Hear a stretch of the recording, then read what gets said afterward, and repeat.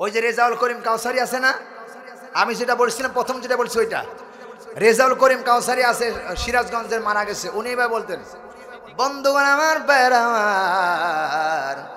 এবার বান্দা যখন জমিনের ভিতরে বৃষ্টি আসলো, আর বৃষ্টি আসার কারণে জমিনের উর্বরতা বেড়ে গেল, এবার গম বীজগুলো বান্দা জমিনের মধ্যে ছিটায়া দিল, জমিনের ভিতর থেকে গমের গাছ বের হয়ে এরকম করে বাতাসে নড়ে আর বলে আল্লাহ আমার এক, আল্লাহ আমার এক।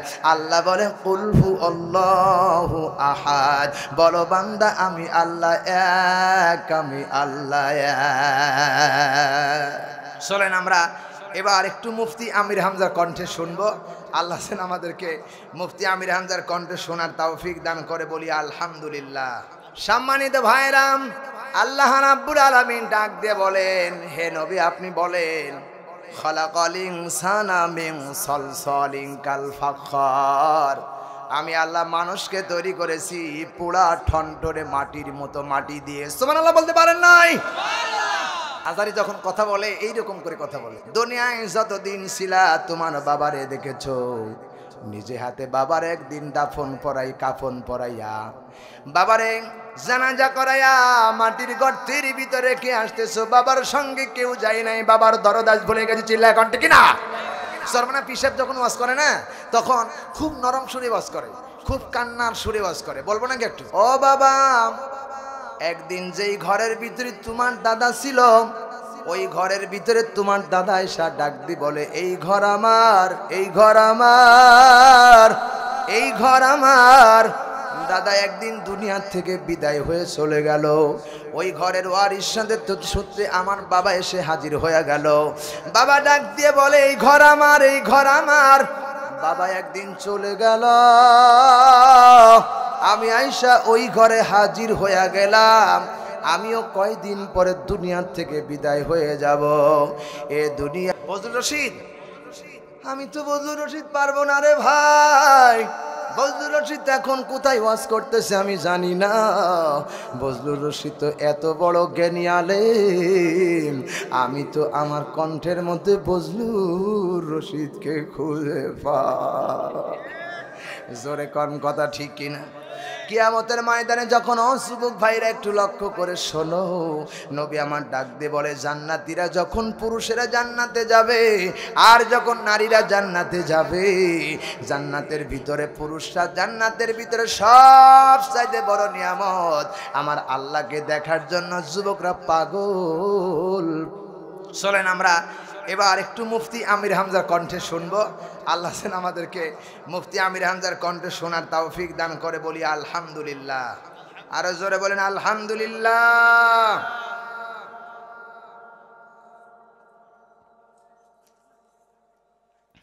জবান খুলে আমার সাথে পড়েন, আউযু বিল্লাহি মিনাশ শাইতানির রাজিম। বিসমিল্লাহির রহমানির রহিম। খালাকাল ইনসানা মিন সালসালিন কাল ফাখর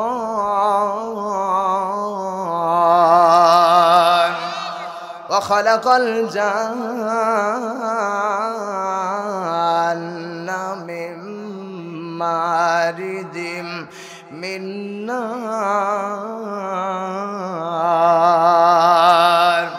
জোরে বলেন আল্লাহু আকবার। ঝিনাইদহবাসী কান খাড়া করে শোনা লাগবে। আল্লাহ রাব্বুল আলামিন বলে সূরা রহমান ৫৫ নম্বর সূরা ২৭ নম্বর পারা প্রথম নম্বর রুকুর ১৪-১৫ নম্বর আয়াত বলছি,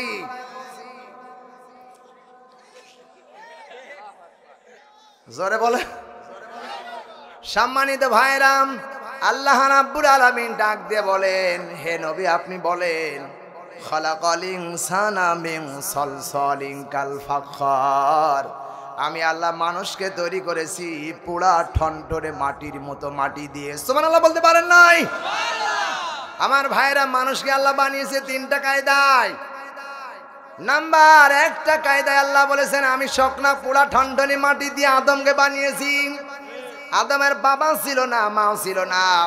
আদমকে আমি আল্লাহ তৈরি করেছি, হাওয়ার বাবাও ছিল না।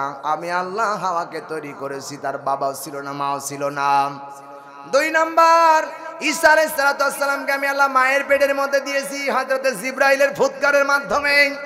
হযরতে জিবরাইল এসে মারিয়ামের কামিজের নিচে একটু ফুৎকার দিলেন, ওই ফুৎকারের মাধ্যমে পেটের মধ্যে হযরতে ঈসা তৈরি হলেন।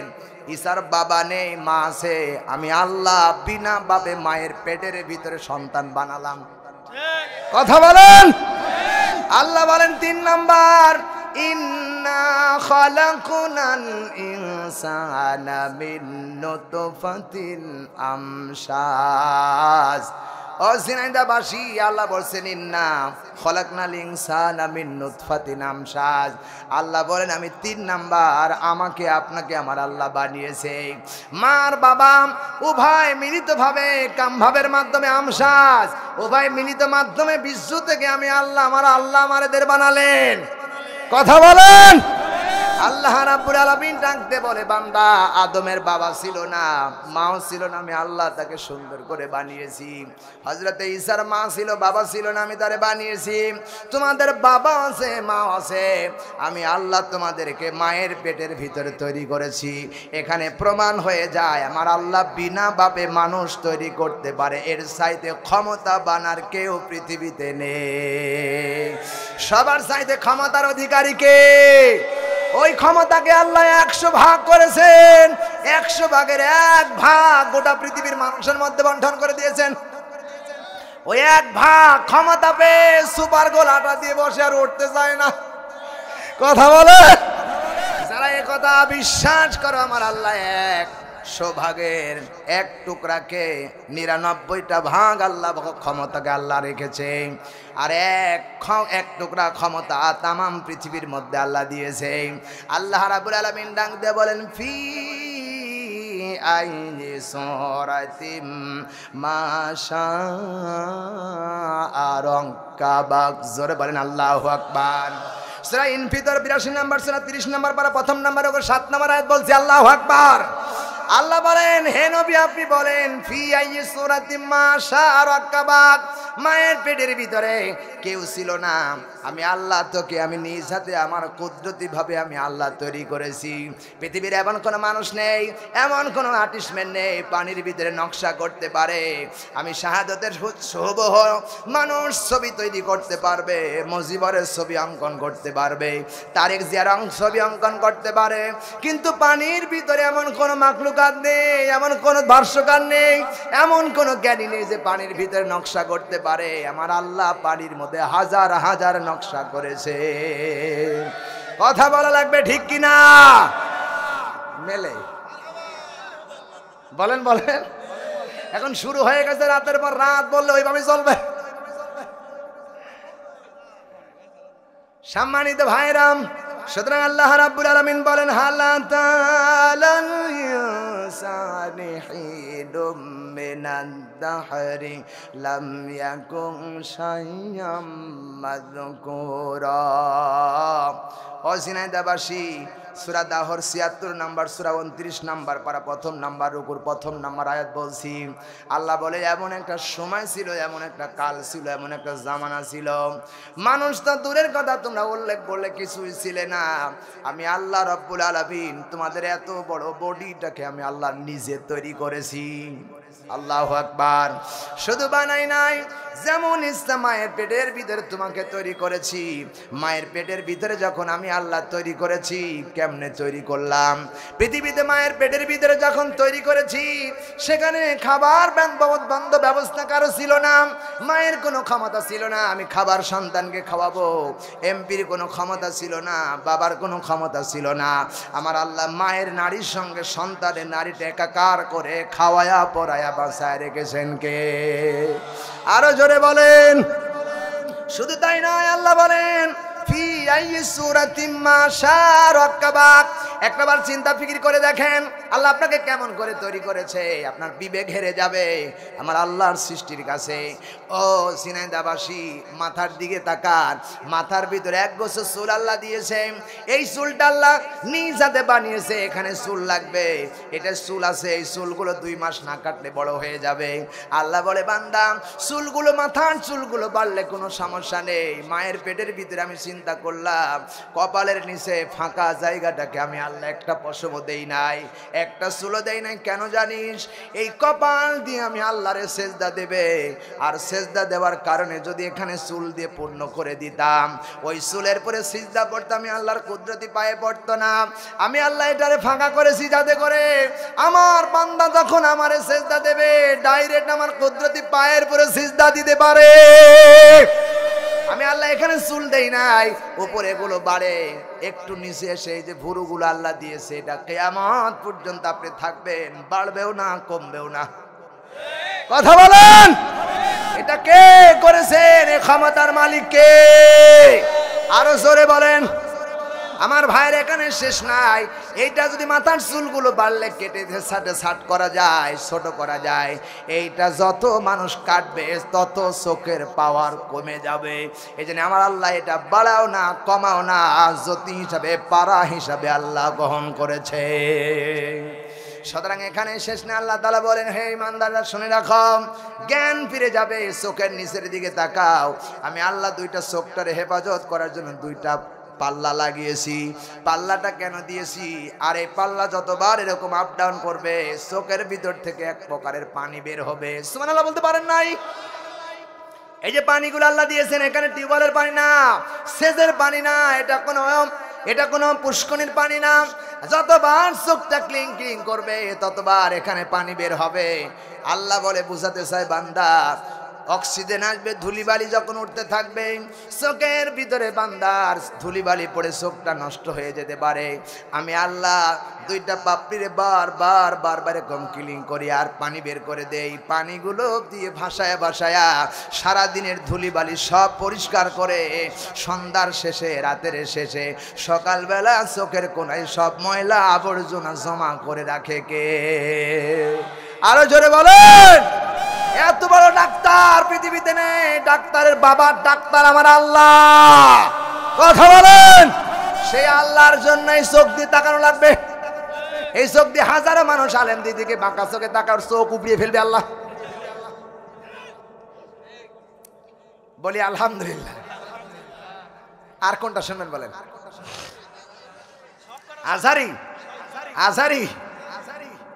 আজহারি যখন এই আজহারি গত কয়েকদিন আগে 22 তারিখে আমাদের রাজশাহী চাঁপাইনবাবগঞ্জ এত লোক হয়েছিল, বাংলার ইতিহাসে এত লোক হয়নি।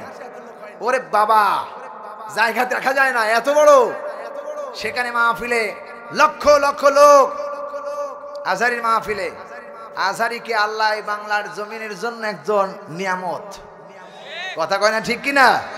প্রিয় ভাই সব, আজহারির মতো এরকম নেতা যদি পার্লামেন্টে থাকে, দুর্নীতি আর চাঁদাবাজ কখনোই হওয়া সম্ভব না। ঠিক কিনা বলেন? আজহারি যখন কথা বলে এইরকম করে কথা বলে। আমার যুবক ভাইরাম, চিন্তার কোনো দরকার নেই, তুমি দুনিয়ায় বেশি দিন থাকবা না, দুনিয়ায় বেশি দিন থাকার জায়গা না, কারণ কুল্লু নাফসিন যায়িকাতুল মাউত। আল্লাহ বলে, ও গোলাম, দুনিয়ায় চিরদিন বেশি দিন থাকা যায় না, যার জীবন আছে তার মৃত্যুর স্বাদ গ্রহণ করাই লাগবে। চিল্লাবেন ঠিক না? আল্লাহ বলে, ও গোলাম, দুনিয়ায় চিরদিন থাকতে পারবা না, তোমাকে ব্যাক করা লাগবে, যেখান থেকে এসেছো সেখানে ব্যাক যাওয়া লাগবে। দুনিয়ায় যতদিন ছিলা তোমার বাবারে দেখেছো, নিজে হাতে বাবার একদিন দাফন পরাই, কাফন পরাইয়া, বাবারে জানাজা করাইয়া মাটির গর্তের ভিতরে রেখে আসতেছো। বাবার সঙ্গে কেউ যায় নাই, বাবার দরদাস ভুলে গেছে। চিল্লা এখন ঠিক না? বাবাই চলে গেল, আমি একদিন পৃথিবীতে থাকবো না, সুতরাং পৃথিবী থাকার জায়গা না, আমাকে যেতে হবে। এই আপন ঘর, এটা আপন ঘর না। আমার জীবনে, আপনার জীবনের সবচেয়ে আপন ঘর হলো কবর। চিল্লা বলেন ঠিক না বে ঠিক? ওই কবরের ভিতরে যখন তোমাকে নামানো হবে, কবরের ভিতর দুইজন ফেরেশতা সে ডাক দিয়ে বলবে, ও আল্লাহর গোলাম, বলো দেখি মান রব্বুকা, তোমার রবকে। দুনিয়ায় রবের সাথে যদি সম্পর্ক না থাকে, তোমার জবান থেকে বেরিয়ে আসবে লাদ্রি। আর যদি রবের সাথে সম্পর্ক থাকে, জবানে বেরিয়ে আসবে রব্বি আল্লাহ। চিল্লায় বলেন সুবহানাল্লাহ। ও আল্লাহ, তুমি আমাদের জবান থেকে কবরের ভিতরে তোমার পরিচয়টা বের করে দিও। চিল্লায় বলেন আমিন। আমার ভাইরাম, সুতরাং কবরে কোনো নেতার পরিচয় চলবে না, একজন নেতার পরিচয় চলবে যার নাম হলো মুহাম্মাদুর রাসূলুল্লাহ। চিল্লায় কোন ঠিক না? ওই নেতার আনুগত্য করতে হবে, ওই নেতার আনুগত্য করো। ওই নেতার আনুগত্য যদি করতে পারো, আমার আল্লাহ তোমাদের জান্নাতের বাগিচায় ঢুকায় দিবে।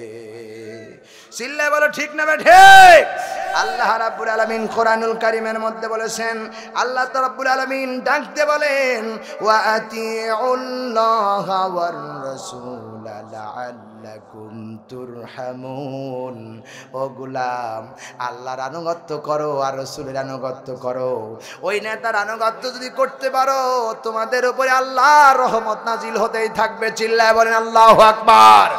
ওই নেতার যেই নেতা আকাশের দিকে আঙ্গুল উঁচা করলে আকাশের চাঁদ দ্বিখণ্ডিত হয়ে যায়, যেই নেতার ঘেমে গেলে গা থেকে মেশক আম্বরের সুঘ্রাণ বের হয়, যেই নেতা কথা বললে সামনে যেমন শোনা যায় পিছনেও তেমন শোনা যায়, এই নেতার দল করতে রাজি আছো? কারা দুই হাত তুলে আল্লাহরে দেখাও। লিল্লাহে তাকবীর। আল কোরআনের আলো, আল হাদিসের আলো, হাত নামাও।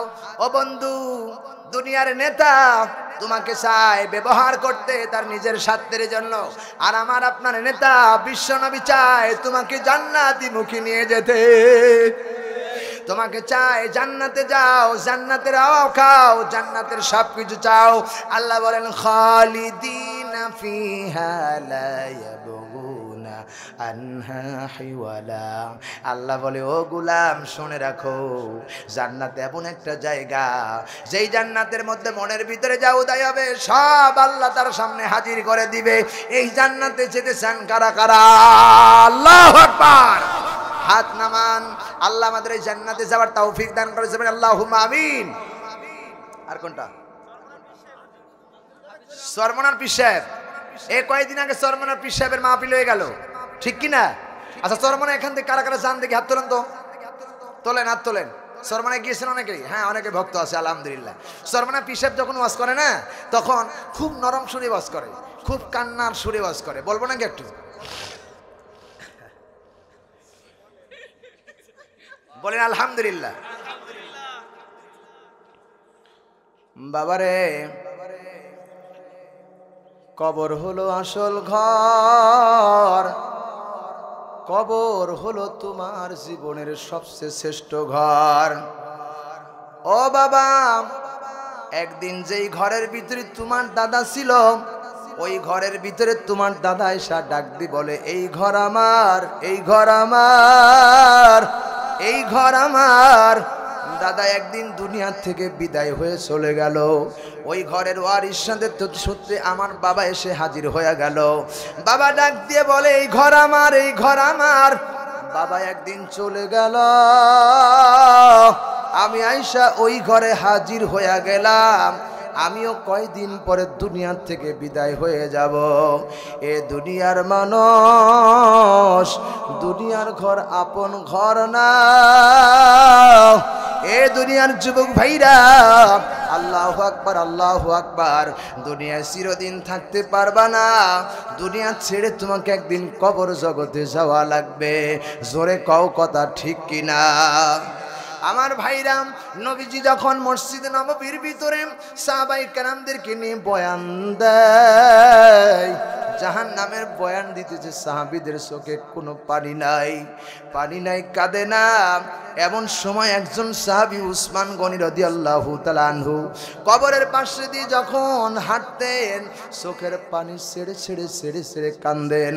নবীর সাহাবীরা জিজ্ঞাসা করে, উসমান, নবী যখন জাহান্নামের বয়ান দেয় তোমাকে কাঁদতে দেখি না, কিন্তু কবর দেখে কেন কাঁদো? কবর দেখে কেন তুমি চোখের পানি ফেলাইয়া কাঁদো? ওসমান ডাক দিয়ে বলে, সাহাবীরা রে, যখন আমার নবী মসজিদে নববীর ভিতরে বয়ান দেয় তখন আমি ডান দিকে তাকায় দেখি ডান দিকে নবীর সাহাবীরা বসা, বাম দিকে তাকায় দেখি সাহাবীরা বসা, সামনে তাকায় দেখি আমার নবী বয়ান দেয়, পিছনে তাকায় দেখি সাহাবীরা বসা। ও সাহাবীরা, যখন আমি কবরের দিকে তাকাই, কবরের দিকে তাকাই, কবরের দিকে তাকায় দেখতে পাই ডান দিকে মাটি, বাম দিকে মাটি, সামনে মাটি, উপরে মাটি, নিচের দিকে মাটি।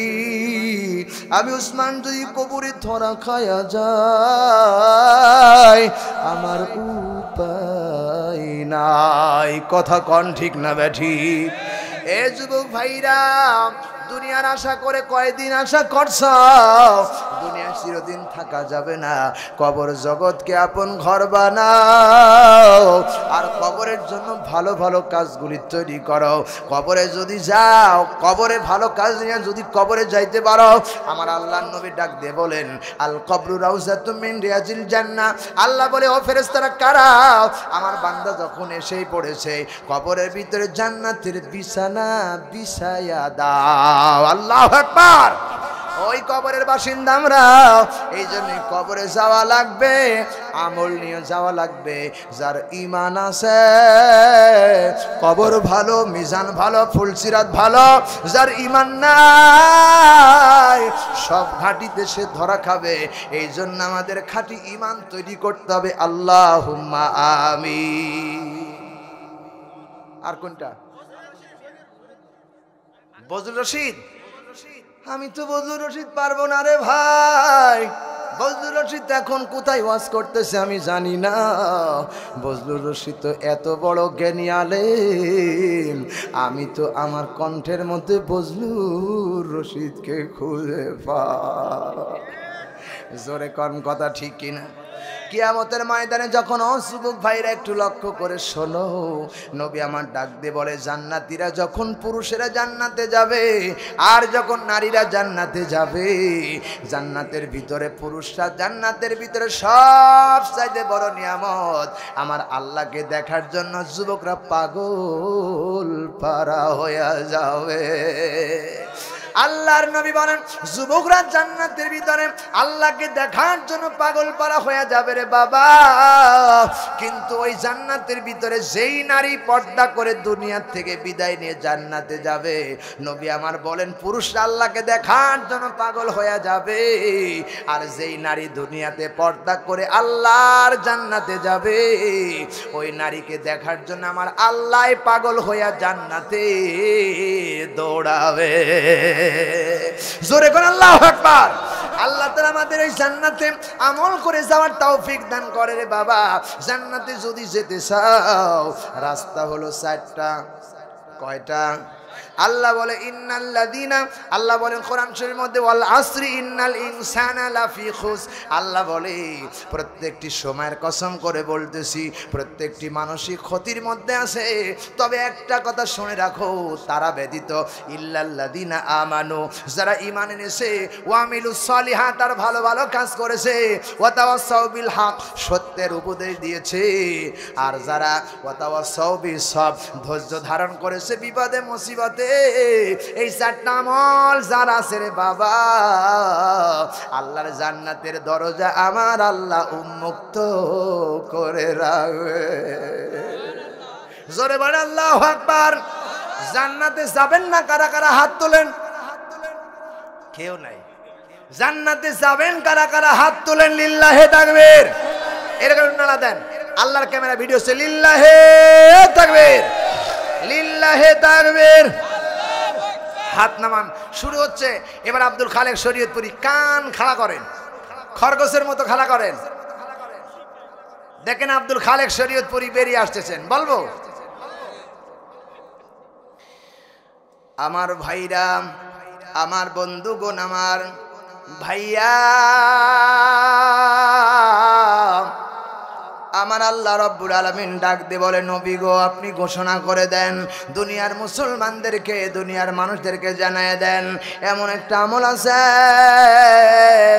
এই আমলখানা যদি দুনিয়ার মানুষ করতে পারে, ভাইজান আমি আল্লাহর নবী ডাক দিয়ে বললাম, আমার আল্লাহ রব্বুল আলামিন তার জীবনের সব গুনাহ খাতা ওই আমলখানি করলে মাফ করে দিবে। চিৎকার দিয়া কোন কথা ঠিক কিনা? ভাইয়া এমন একটা আমল আছে, ফজরের নামাজের পরে যদি কোনো বান্দা একবার তেলাওয়াত করতে পারে, নবী আমার ডাক দিয়া কয় সকাল থেকে নিয়ে সন্ধ্যার মধ্যে যদি ইন্তিকাল হয়, আর ওই দিন তাকে দিনের মধ্যে তাকে কবরে দাফন করা হয়, আমার আল্লাহ রব্বুল আলামিন ওই বান্দার কবরখানা জান্নাতের টুকরা বানায় দেয়। চিৎকার দিয়া কোন সুবহানাল্লাহ।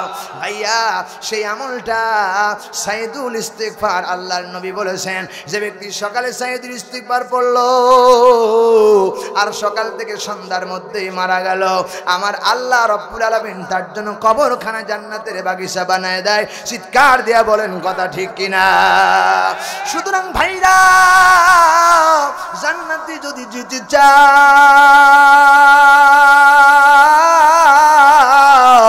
ঈমান আর আমল লাগবে। আমল আর ঈমান যদি করতে পারো, আমার আল্লাহ তোমাকে জান্নাতুল ফেরদাউসের ওয়াদা দান করেছে। চিৎকার দিয়া কোন কথা ঠিক কিনা? ভাইজান কেমন আমল করবেন?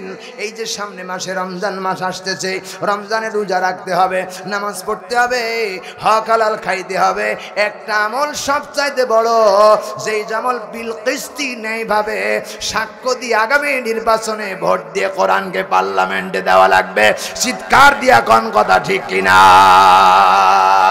আগামী নির্বাচন যখন আসবে, সর্বশেষ মেসেজ বাংলার তাওহীদি জনতা প্রত্যেক ঐক্যবদ্ধ হয়ে আল্লাহর কোরআনের পক্ষে, ন্যায়ের লোকের শাসন, সৎ লোকের শাসন, আল্লাহর আইন প্রতিষ্ঠার জন্য কারা কারা দুই হাত তুলে দেখাও, ভোট দিবা, দুই হাত তুলে আল্লাহরে দেখাও। লিল্লাহি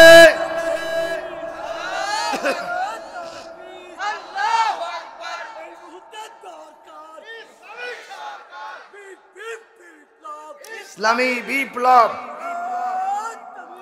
আল্লাহু আকবার। এই যে ওয়াদা করছেন, হাত তুলে যারা ওয়াদা করছেন, মুনাফিকের আলামত কয়টা? মিথ্যা কথা বলা, ওয়াদা খেলাপ করা, আমানতের খিয়ানত করা। এই যে এখানে আল্লাহ তাআলা দিয়েছেন, এইটার ফিঙ্গার আর এটার ফিঙ্গার কিয়ামত হয়ে যাবে, মিলবে না। এই ফিঙ্গার আল্লাহ আপনারে অন্যায় পথে দিতে বলে না, ন্যায়ের পক্ষে দেওয়া লাগবে। এই যে হাত তুলে, এটা আপনার আমানত। এই আমানত যদি আপনি খিয়ানত করেন কিয়ামতের ময়দানে, সুম্মা লা তুসালুন্না ইয়াউমাইযিন আনিন নাঈম, এই নিয়ামত সম্পর্কে আল্লাহ আপনারে জিজ্ঞেস করবে। সুতরাং এই নিয়ামতটা ভালো কাজে ব্যবহার করাই লাগবে। আল্লাহ যেন আমাদের তৌফিক দান করে, বলি আলহামদুলিল্লাহ। আরো জোরে বলি আলহামদুলিল্লাহ। আর কোন দাবি আছে? রেজাউল করিম কাউসারি, ওই যে রেজাউল করিম কাউসারি আছে না, আমি যেটা বলছিলাম প্রথম, যেটা বলছি ওইটা। রেজাউল করিম কাউসারি আছে সিরাজগঞ্জের, মারা গেছে। উনি এবার বলতেন, বন্ধুগণ আমার, ভাইরা আমার, এবার বান্দা যখন জমিনের ভিতরে বৃষ্টি আসলো, আর বৃষ্টি আসার কারণে জমিনের উর্বরতা বেড়ে গেল, এবার গম বীজগুলো বান্দা জমিনের মধ্যে ছিটায় দিল। জমিনের ভিতর থেকে গমের গাছ বের হয়ে এরকম করে বাতাসে নড়ে আর বলে, আল্লাহ আমার এক, আল্লাহ আমার এক। আল্লাহ বলে, কুল হু আল্লাহু আহাদ, বলো বান্দা আমি আল্লাহ এক, আমি আল্লাহ এক। কথা কয় না ঠিক কিনা? বন্ধুগণ আমার, ভাইরা আমার, এবার গাছ হয়ে গেল দুই।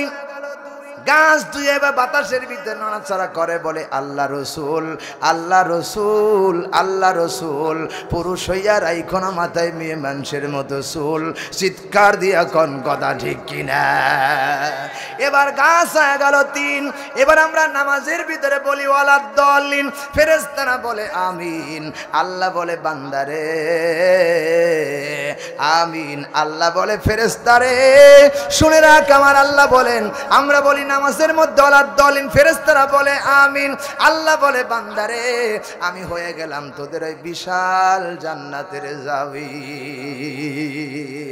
আর জোরে কোন আল্লাহু আকবার। এবার গাছ হয়ে গেল স্যার।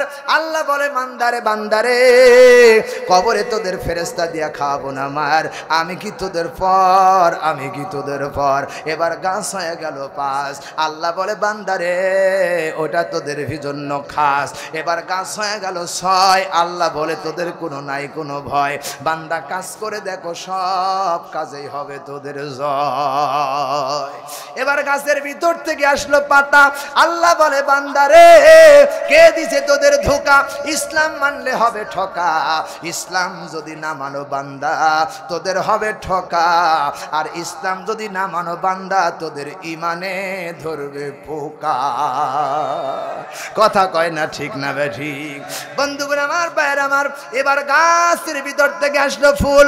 আল্লাহ বলে বান্দারে তোদের পিছলি আকারে পার করে দিও পুল, সিরাতের পুল, বান্দা তুই জীবনে করিসনি কোনোদিন ভুল।